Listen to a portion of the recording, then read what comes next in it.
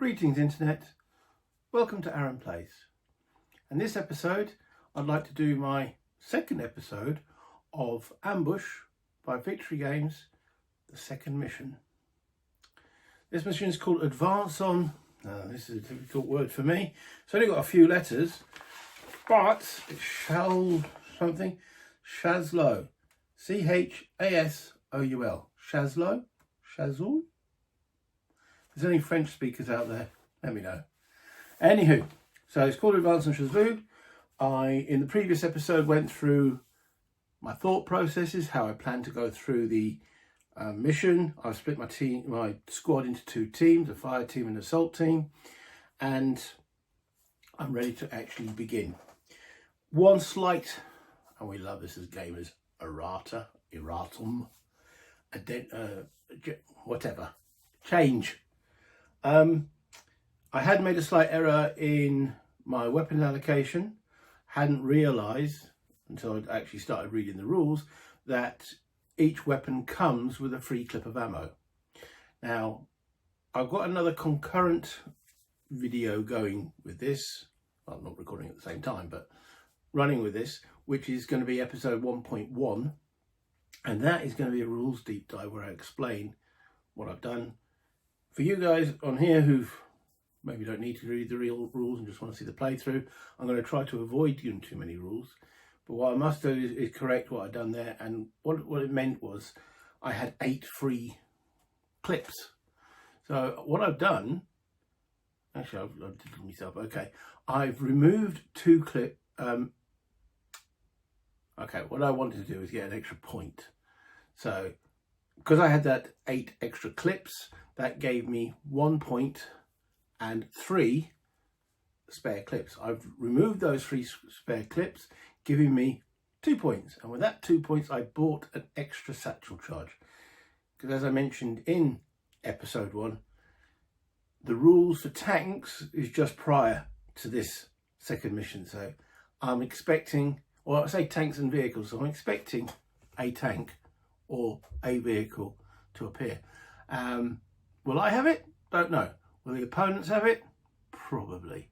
And I couldn't afford a bazooka. I mean, that was so expensive. If I bought a bazooka, then I wouldn't be able to have my automatic rifle.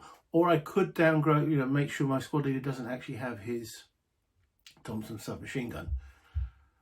Decisions I've gone with instead. Let's go for 2 satchel charges. Let's see if I need them. And I can always withdraw. I can always pull out. Anyway, let's go down to the board and let's see how we begin this mission.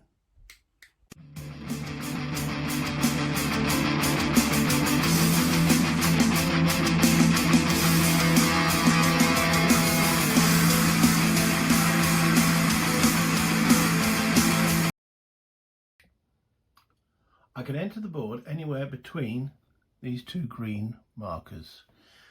And as I said, I've split my squad into 2 fire team or 2 teams. And in the first team, which is my fire team, I have Ambrose,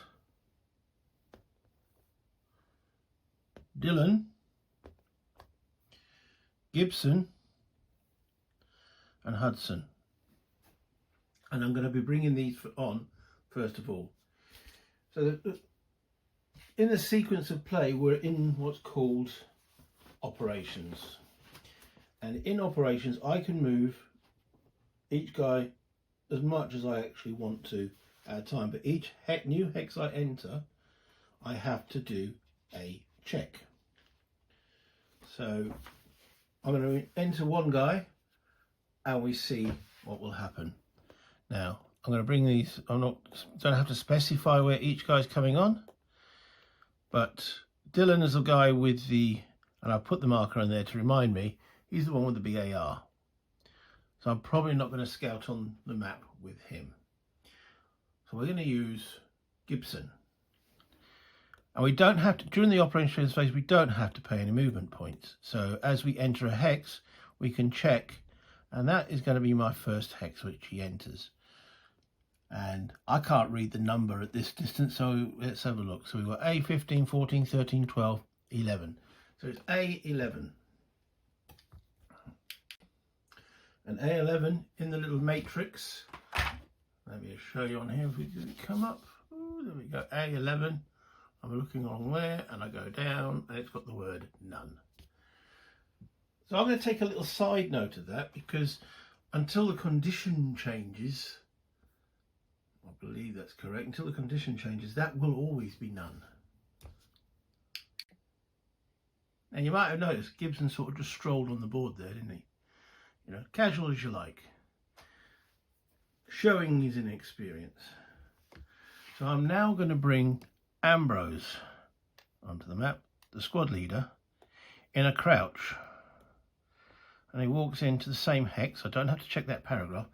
And he goes, Gibson, get the arse down. Now, I'm not sure of American vernacular back in the 1940s. Would he have said, get your arse down? Don't know. But my guy is using and saying something like that. And Gibson drops. Again, there's no, I don't have to track movement points during the operations phase. There's two guys on the board. So I'm going to move Gibson one hex further. I'm going to knock it. That's the nice beauty things of, do I need these things at the moment? Don't know, but there we go. So Gibson now crosses, and you notice this here. This here is a crest line.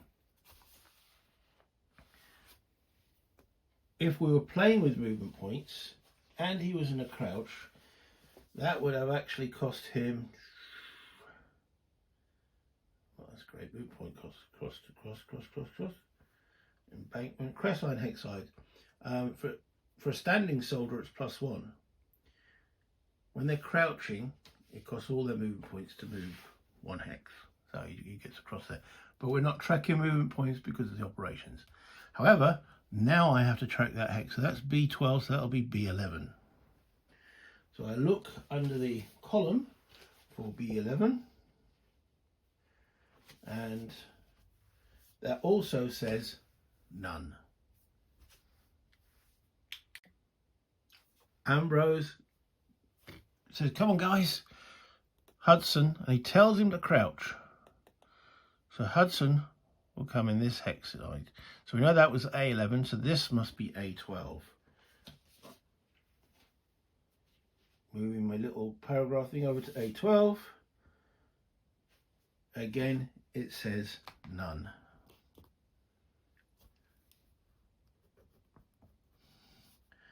And Hudson is most relieved. And then we'll bring Dylan on, and he'll come on with Ambrose, again in a crouch into that hex, and again we don't have to check anything.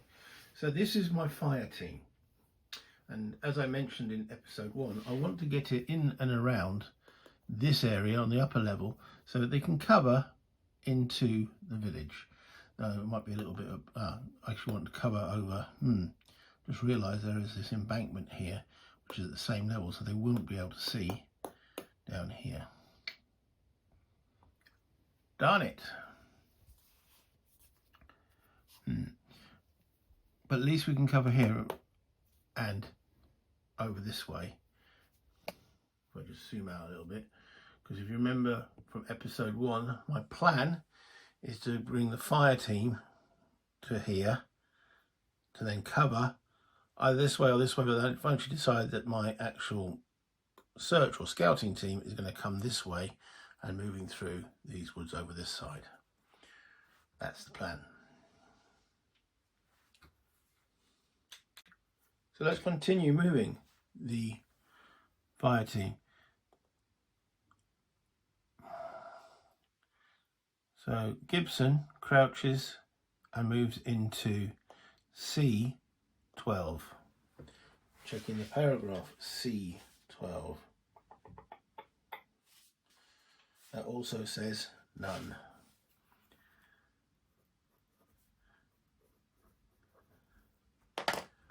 Okay, moving onwards. He's going to move no, he won't move on. Ambrose moves forward one hex, which we've been into, that is B11, we know is clear.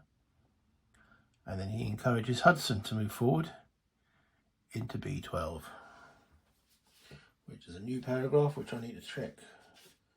B12, again the word none. Good, no German so far. And Dylan moves forward into Ambrose's hex.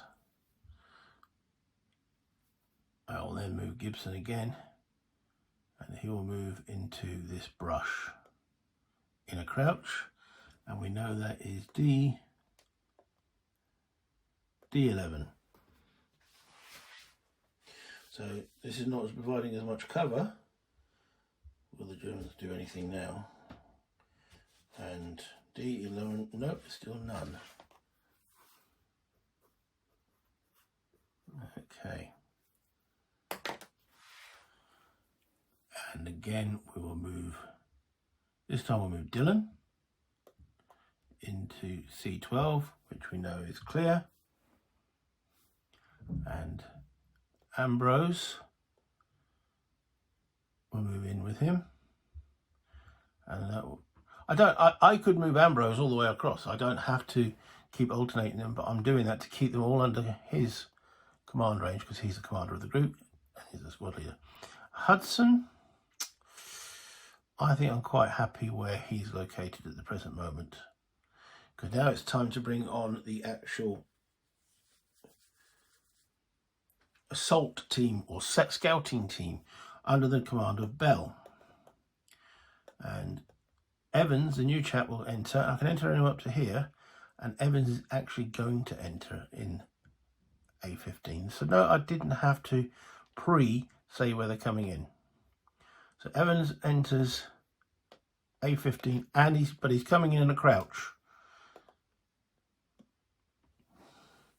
So we're looking at A15. Can any Germans see me or do anything? Is anything happening? No, it's got the word none there as well. A15 is none. Okay. Evans is encouraged to move forward into B15. Now this is open ground, so this is a little bit dangerous. B15, none. Ideally, I want to get into these woods here without any German firing from over here. This is where I'm worried about.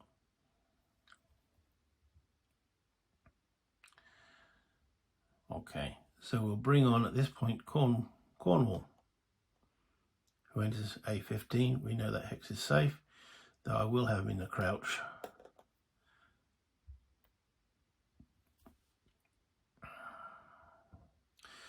And then, yeah, we'll bring in Bell, the assistant squad leader, in a crouch.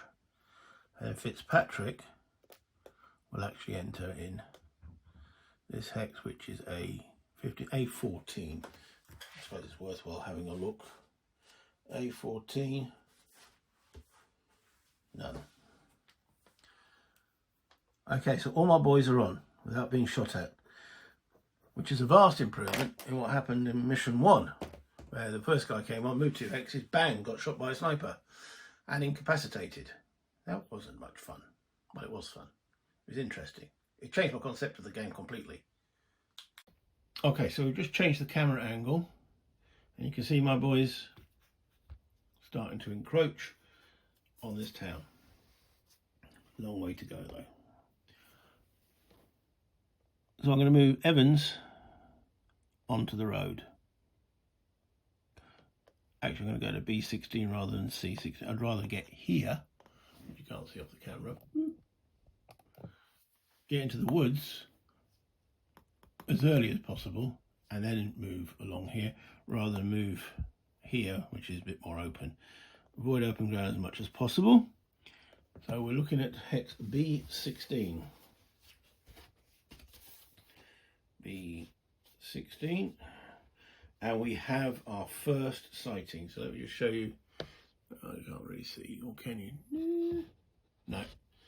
It's telling me Oh, I could zoom out. Why do I keep doing this? All right, so I'll show you how it's working on here. There's B16 and it's sending me to S1 100. Okay, so B16, something is happening. So yeah, I've entered the road and it's S100. Oh, it's S1 100. Yeah, S1. So sighting 1. So if we bring the paper up here, you can see I've got the sightings chart here. So I will now mark sighting 1 has been seen. Something has been seen. So if I ever see S1 again in any of those paragraphs, I ignore it. But now I have to resolve that paragraph. So Evans is moving forward. What? Has someone seen him, or has he seen something? Dun, dun, dun, dun. So I go in the paragraph book and I go to paragraph 100, which says roll 1 die. 0 to 8, no effect, place an event marker. 9, conduct a perception check at -2. If successful, see 150. So this is basically, has he seen something as he's entered that road hex? Zoom again back in on him.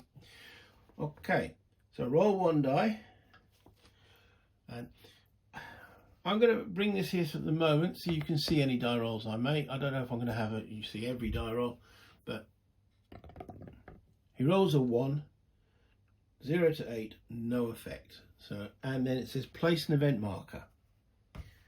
So he hasn't seen anything.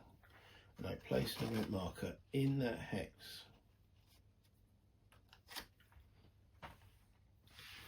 Okay, there it is. That means if anyone else goes into that hex, because there's an event marker in there, they don't make a die roll. Right, just a redo back on that sighting. Because the nothing was actually spotted, that is not correct. The sighting has not occurred. That was what the die rolls were, so that hasn't occurred. So S1s still are relevant. Hence you can see why I'm using dry eraser on this. So yeah, just a slight correction there. I had to check, but I wouldn't do a paragraph check in this hex anymore because there's an event marker. So Evans is basically saying is motioning the other guys forward. So Bell moves into B15, which we know is clear. Fitzpatrick moves into B14, which we haven't checked. So let's check B14.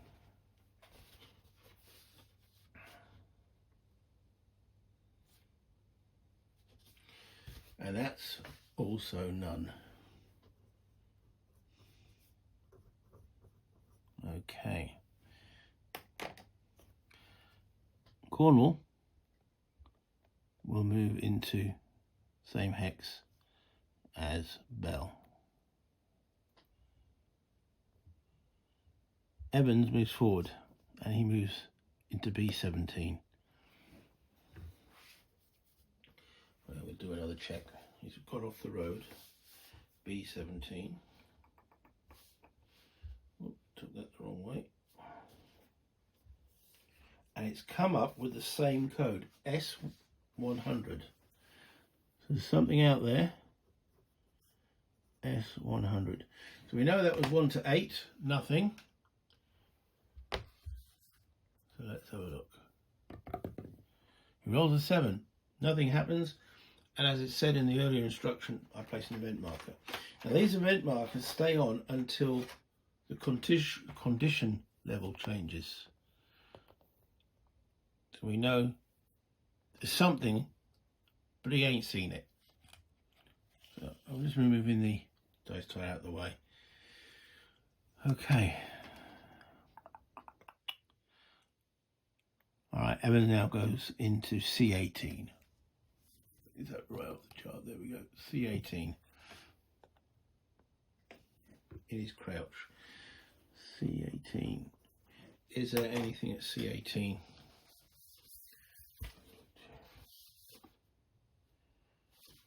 None. Okay. I'll bring the rest of the squad, effectively half squad, the rest of this team through these hexes here where there's no dialogue because I've got an event marker, and Cornwall joins Evans. Bell joins Evans.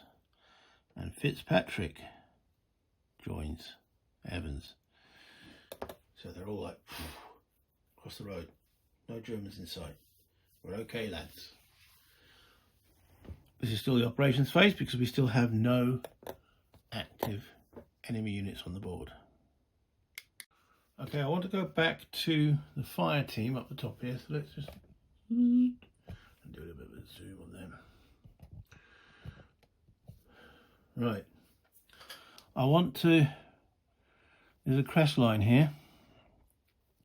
I want to send Gibson to over to this side of the crest line to have a look-see, see if there's any Germans lurking around this area, just north of where they are.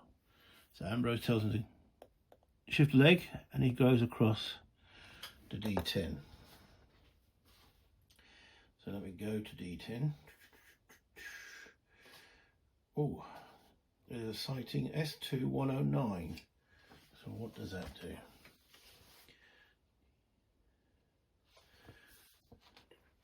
Alright, 109. So it's again roll one die. 0 to 8, no effect. Roll a 9. Soldier may conduct a PC check at -1. If successful, see 159. And notice it didn't tell me to put an event marker down so far. So, soldier may conduct a PC check. So this is Gibson, and he's got a PC of 2, and it says -1. Now, is that -1 on the dice or -1 on his PC? Let's have a look. Okay, so it says a negative modifier lowers his PC rating. It doesn't lower the dice, it lowers his rating. Makes it difficult to pass. So we know this was a PC, paragraph 109, roll a die, soldier may conduct a PC check. Now notice the word may, it doesn't say must. May conduct a PC check, -1. If successful, see 159. Well, his PC's 2 becomes 1. So 0 or 1 is required. He's seen something. So that's successful. So this was S2. So I will now mark. Actually, no, it hasn't told me to do that yet. Okay. So this goes to 159, was it? It's successful. See 159.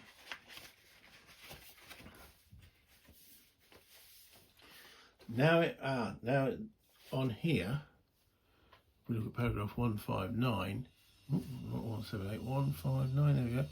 It has that little S2.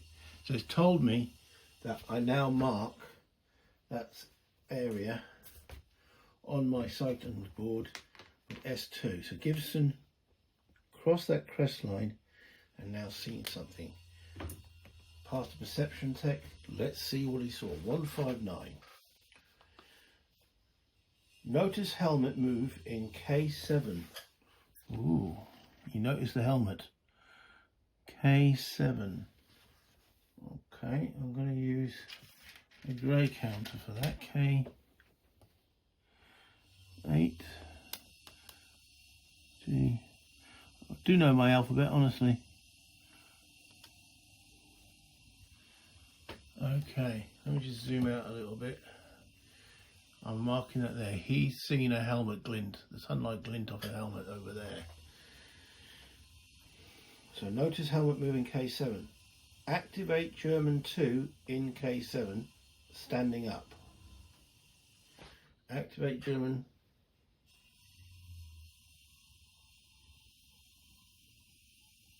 the plot again? Oh, 1 5. Activate German 2. So that's where I draw the German 2 card. He's seen a German sniper. And it's telling me to use counter N.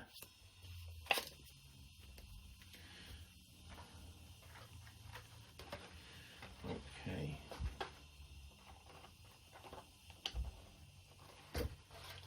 And it's told me he's standing up, so there's the dude, counter N.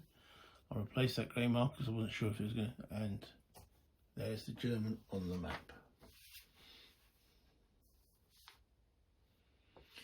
It says commence rounds, so we're now going into the round, so the operations phase has stopped. US advantage, the US soldier that just made his PC check is automatically aware. Okay, so that was Gibson. So I will change his position from unaware to complete at the present moment. Okay. All aware US soldiers that do not panic receive 2 turns this round. So it's given me a slight advantage. Now, the next thing I'm going to need to do, so if you look, get the dice tower out of the way for the moment. Okay, is I need to add, so I've just moved Gibson up to here. I need to add the German activation count. Now, so this German, all right, if we bring that into view, he says he's a sniper. He's quite good. He's got an initiative of 5, PC of 8, wisdom. This is not Dungeons and Dragons. Weapon skill +2. He's actually very good. Okay, he's armed with a bolt rifle with a scope, a pistol, and a grenade. Dangerous dude. He does give me 2 VP though. So I will add that straight away onto my little chart here, well, into the gained column.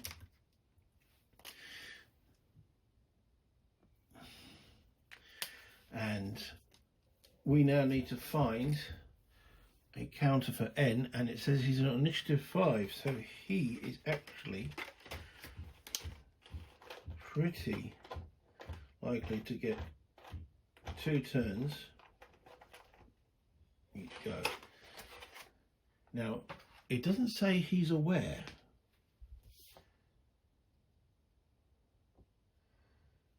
Activate German 2 in Hexcase standing. Commence round US advantage. So I do remember in the rules it does say you need to place these in the complete section. So hence why I place him there.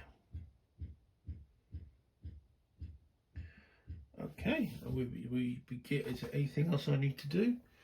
I don't think so.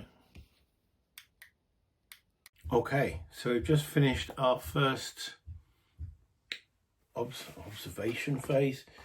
Oh, all these extra words. It's not observation, operations. Just finished our first operations phase. We've creeped through the woods, we've gone to check over the other side there, and Gibson has spotted that German, which puts us into rounds. But I'll do the rounds in the next video, because I'm consciously aware I don't want to make these videos too long. Up to you really. Do you find me going through each hex, determining what's there interesting, or just like, oh yeah, just get on with it? I don't know. To me, it's fascinating. It's part of the game. It's an integral part of the game, and I thoroughly enjoy doing it. And there was only a 10% chance of a sighting, and then another 10% chance of, because he only had a perception once, so it was a 20%, 0 and a 1. So overall, there was a 5% chance that Gibson spotted that German in that building, which is useful. We spotted him now, probably rather than when I start moving the assault part of the squad along the brush there and such forth. So yeah, German spotted. Hit the like if you enjoyed what I'm doing. Subscribe if you haven't done so already and you enjoy what I do. Hit that notification bell, means other videos will come up. And again, as always, comments, love them. That's what it's all about. Have fun, enjoy what you're doing. Until next time, bye internet.